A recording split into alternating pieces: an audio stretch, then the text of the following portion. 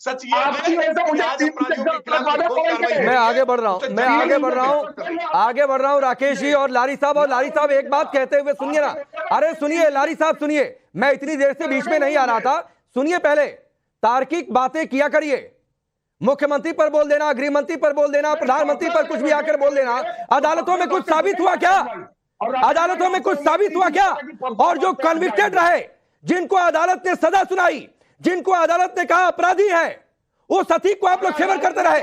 उस अतीक के बेटे का एनकाउंटर होता है तो कहा जाता है कि भाईचारा खराब हो रहा है। तो कम से कम तार्किक बातें किया करिए और इतनी नैतिकता की बातें मत करिए जो खुद आप फॉलो नहीं करते हो।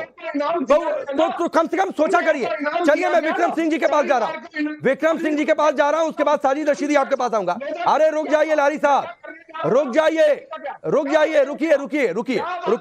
विक्रम सिंह जी, मुख्तार अंसारी का जैसा क्रिमिनल बैकग्राउंड है, 65 केस है, 7 में सजा हो चुकी है। अफजाल अंसारी भाई पर 7 केस है, सिकबतुल्ला अंसारी है भाई है, 3 केस है, आफशा अंसारी पत्नी है, 11 केस है, अब्बास अंसारी बेटा है, 8 केस है, उमर अंसारी छोटा बेटा है, 6 केस है, निखत बानो बहू है, 1 केस है। ऐसे परिवार की और लोगों से दुश्मनी नहीं होती होगी क्या? राकेश जी, एसटीएफ में अगर आप खंगालें तो वहां एक गैंग चार्ट बना है, मुख्तार अंसारी गैंग, यानी मुख्तार अंसारी गिरोह। और जितनी बातें आपने बताई है उसका पूरा शिजरा एसटीएफ और इंटेलिजेंस के पास है, तो उस चीज को दोहराने से कोई फायदा नहीं है। और ये एक बार नहीं, कितनी बार मुख्तार अंसारी और उनके गिरोह के ऊपर कातिलाना हमले हुए हैं, इसकी बात है। और दूसरी चीज, एक चीज होती है पेशबंदी। इसके पहले जब वो पंजाब से उत्तर प्रदेश लाए जा रहे थे तो ये कहा जा रहा था इनकी गाड़ी पलट जाएगी, इनकी हत्या हो जाएगी। कहा गया था कि नहीं कहा गया था? इसके पहले भी कहा गया था कि जेल में उनकी हत्या हो जाएगी। मैं अपने कार्यकाल की बात कर दूं, अरे हम लोग प्रोफेशनल लोग हैं, हमारा किसी से जाति थोड़ी है। आप गूगल पे जाइए तो आप ये देखेंगे कि मैं यानी तत्कालीन आईजी और तत्कालीन मुख्यमंत्री उनकी हत्या करा देंगे। अरे भैया, हम लोग पुलिस अफसर हैं, किसी की रंजिश में हम लोग नहीं पड़ते हैं। आप अगर सेवा का मौका देंगे, सेवा होगी भरपूर। ये भी कान खोल के सुन लीजिए, गाजीपुर जेल के अंदर डीएम एसपी आपके साथ जाके बैडमिंटन खेलते थे, तालाब में मछली पाली जाती थी जिससे ताजी मछली मिल जाए, और इसके अलावा शासन प्रशासन ने भरपूर मदद की। अब ये बात आती है कि अगर राइट टू लाइफ एक मौलिक अधिकार है, कोई भी हो, मैं हूं, आप हो, मुख्तार अंसारी हूं, राइट टू लाइफ मौलिक अधिकार है। और अगर उन्होंने कहा है कि उनको स्लो पॉइजन किया गया है, आप दरखास्त दे न दे, शासन इसकी जांच जरूर कर रहा होगा। जांच शुरू भी हो गई होगी कि 900 कैदी थे, मुख्तार अंसारी के अलावा कितने स्लो पॉइजन हुए, सीसीटीवी लगा है, क्या कोई चीज मिलाई गई।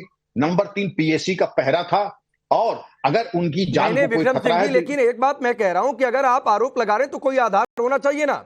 आधार या तो आप बताइए, मैंने तो कहा लारी साहब को कि अगर आधार लग रहा है तो लाइव शो में बताएं, दिखा दे कोई सबूत, तो अदालत चले जाए। अगर आपको लग रहा है कि सरकार नहीं सुन रही है, पुलिस नहीं सुन रही है, तो राकेश जी, मैंने अपने अनुभव से एक चीज है, पेशबंदी के अंतर्गत सिर्फ इसीलिए आरोप लगाए जाते हैं जिसे शासन प्रशासन बैकफुट पे आ जाए और उनका मनोबल गिर जाए। ठीक, मनोबल गिरने वाला नहीं है, क्योंकि अब जब सजा याफ्ता हो गए मुख्तार अंसारी, तो शासन प्रशासन के हक में है कि मुख्तार अंसारी सलामत रहें।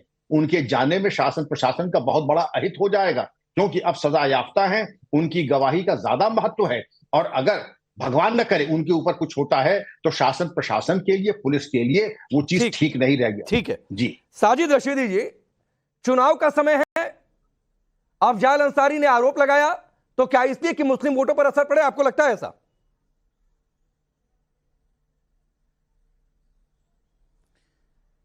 नहीं, देखिए, सिर्फ एक पहलू पर बात नहीं करनी चाहिए, इसका दूसरा पहलू भी हो सकता है। और जैसा आप कह रहे हैं कि सबूत है तो दिखाइए।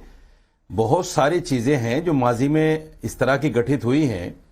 आप अतीक को ही ले लीजिए, जिस तरह से पुलिस के सामने इनकाउंटर हुआ और पूरा जम्मे गफीर था पुलिस का वहां, और इनकाउंटर हो गया, तो ये सारा कुछ देखने को मिलता है। जो कुछ भी होना होता है वो हो जाता है। इससे इस बात पे फर्क नहीं पड़ता कि साहब क्या जिन लोगों के, वो भी सजा याफ्ता था, सजा याफ्ता होने के बाद में कितने लोग सस्पेंड हुए, कितने लोगों के ऊपर गाज गिरी, कितने लोग क्या हुआ, कुछ भी नहीं। तो ये सारी चीजें जो है चलती रहती हैं, होती रहती हैं। ये सबूत इस तरह के नहीं हुआ करते किसी के पास भी।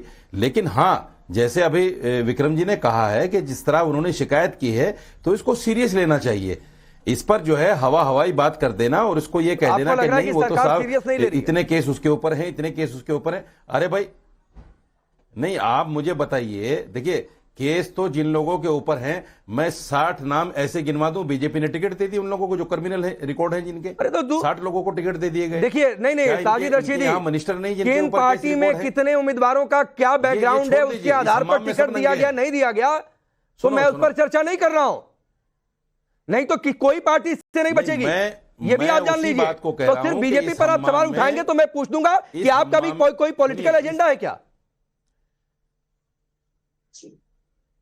अरे सुन लीजिए बात भाई साहब, आप पूछिए, आपका तो काम है पूछना, हम कब मना कर रहे हैं, पूछिए। मैं ये कह रहा हूं कि इस हम्माम में सब नंगे हैं।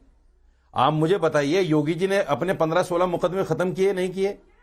उप मुख्यमंत्री के ऊपर जो केस थे वो खत्म किए कि नहीं किए? चलिए अच्छा, चलिए राकेश जी इसका जवाब दीजिए, सीधे मुख्यमंत्री योगी आदित्यनाथ को लेकर बात। और दूसरा मैं इसमें सवाल एक ऐड कर देता हूं राकेश जी, कि क्या आपको यह लगता है कि यह मुस्लिम वोट बैंक के लिए इस तरीके के आरोप लगाए गए? देखिए, एक बात पे मौलाना साजिद रशीदी और इस तरह की अफवाह फैलाने वाले सभी लोगों को स्पष्ट तौर पर और आपके दर्शकों की जानकारी के लिए भी कहते हैं कि कानून में कुछ मुकदमे ऐसे होते हैं जो मुकदमे बिना कोर्ट की अनुमति के कोई राज्य सरकार, कोई प्रोसिक्यूशन, इवन जिनके साथ जिसने मुकदमा दर्ज कराया हो वादी मुकदमा भी उसे वापस नहीं ले सकता है। तो बार बार जब ये बात कही जाती है ना कि योगी आदित्यनाथ ने अपने मुकदमे वापस ले लिए, डिप्टी सीएम से मुकदमे वापस ले लिए, तो ये झूठ फैलाने का प्रयास किया जाता है। हाँ, राजनीतिक प्रकृति के मुकदमे जो सरकार के द्वारा आरोपित किए जाते हैं, आप सड़क जाम करने के हो या सरकारी कार्य में बाधा पहुंचाने के हो, इस प्रकृति के मुकदमे जो सरकार जिसमें वादी मुकदमा होती है, निश्चित तौर पर सरकार उसमें प्रयास करती है, लेकिन उसमें भी कोर्ट से अनुमति चाहिए होती है। बिना कोर्ट की अनुमति के मुकदमे वापस नहीं होते, पहली बात। तो इसलिए बार बार ये जो झूठ फैलाने का प्रयास होता है ना, ये झूठ फैलाने का प्रयास बंद किया जाए। उत्तर प्रदेश में ऐसे राजनीतिक मुकदमे वो भाजपा के नेताओं से भी, वो सपा के नेताओं से भी और कांग्रेस के नेताओं से भी हटाए गए, जो राजनीतिक प्रकृति के मुकदमे। लेकिन आज पीड़ा क्यों हो रही है? सुनिए मेरा सवाल, रशीदी साहब एक मिनट, जो आपने पूछा था उसका पूरा जवाब दीजिए। मैं आपके इस पैनल में मौलाना साजिद रशीदी को देख करके हतप्रभ था। ये मौलाना साजिद रशीदी इस पैनल में आज क्यों है? क्योंकि मुख्तार अंसारी मुसलमान है। मुख्तार अंसारी मुसलमान है, मुख्तार अंसारी को कोई पीड़ा होगी तो इस्लामिक चले आएगी। अरे भाई, मुख्तार अंसारी अपराधी है, वो मुसलमान से मैं मुसलमान की आवाज नहीं बन सकता क्या? मुझे समझ में नहीं आ रहा है। अरे भाई, अगर मुसलमान